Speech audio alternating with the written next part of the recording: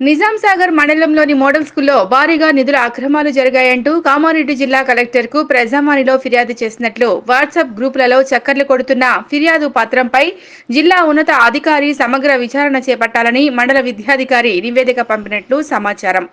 Model school principal Chandrakala లక్షల రూపాయలు నొక్కేశారంటూ ఓ యువకుడు ఇటీవల ప్రజావాణి ద్వారా జిల్లా విద్యాశాఖ అధికారికి ఫిర్యాదు చేశారు.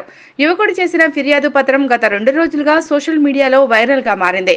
ఈ విషయాన్ని డీఈఓ సైతం స్పందించి సోషల్ మీడియాలో వస్తున్న ఫిర్యాదు పత్రంతో పాటు ప్రజావాణిలో అందిన ఫిర్యాదు మేరకు నిజాం సాగర్ మండల విద్యాశాఖ అధికారి దేవిసింగ్ ను పూర్తి స్థాయి విచారణ చేపట్టాలంటూ విచారణ అధికారిగా నియమించారు.